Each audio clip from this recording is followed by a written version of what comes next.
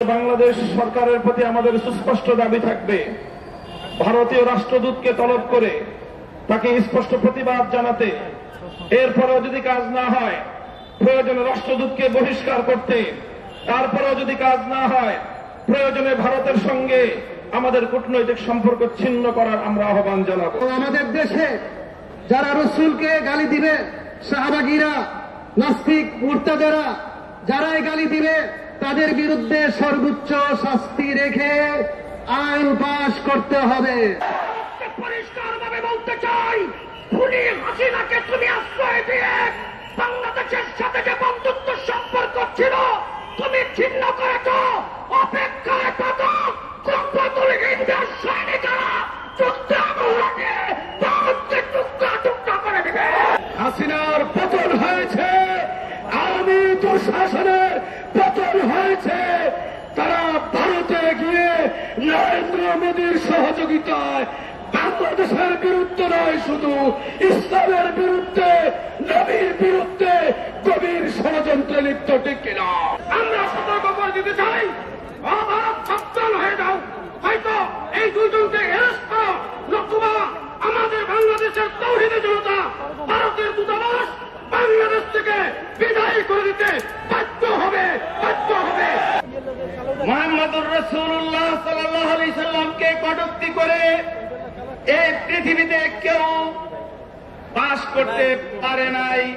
ভারতে সেই হিন্দু এবং সেই সংসদ সদস্য সেও বাস করতে পারবে না। মোদী মনে রাখবো, কপালের রাতের কিনারে চলবে না।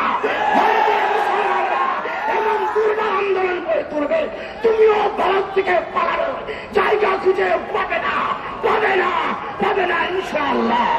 সাম্প্রতিককালে ভারতে প্রভৃতি কর্তৃক রাসূলুল্লাহ সাল্লাল্লাহু আলাইহি সাল্লামের বিরুদ্ধে যে কুটচারণা করেছে, ভারত সরকার যদি আদালতের মুখোমুখি না করে, বিচারের আওতায় না দাঁড়ায়, তাহলে ভারতের সেভেন সিস্টার সহ গোটা ভারতকে টুকরা টুকরা করে ফেলা হবে ইনশাআল্লাহ।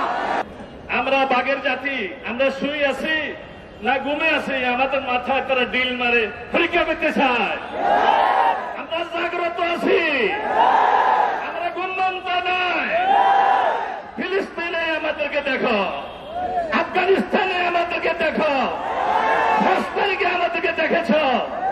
এই ভারতকে বলে দিচ্ছি, বাংলার মুসলমান নয়, সারা পৃথিবীর মুসলমান জাগ্রত। আমরা বাঘের জাতি। মনে করছো দ্বন্দ্ব লাগায় বাংলাদেশ আবার দখল দিবা, তোমার বান্ধবীকে আবার বাংলাদেশে পাঠিয়ে দিবা, সম্ভব হবে না। মোদীজিকে উদ্দেশ্য করে বলতে চাই, মোদীজি আপনার দুটি সামলান। মোদী আপনি দুটি সামলান, আপনার দুটি আর আপনার গায়ে থাকছে না। গতকালকে দিল্লি, গুজরাট সহ আপনার বিরুদ্ধে যে জনস্র আমরা লক্ষ্য করেছে, সেভেন স্টার সহ সমগ্র ভারত আজকে আপনার বিপক্ষ অবস্থান নিয়েছে। ভারত হবে মুসলমানদের রাষ্ট্র, ভারতের মুসলমানরা। আসুন এই ভারত থেকে হিন্দুদেরকে বিতাড়িত করে ভারতের ভূখণ্ডে আমাদের সেই অতীতের ঐতিহ্য আমরা ফিরিয়ে আনি। চ্যানেল নতুন বাংলা, সত্য প্রচারে অবিরাম।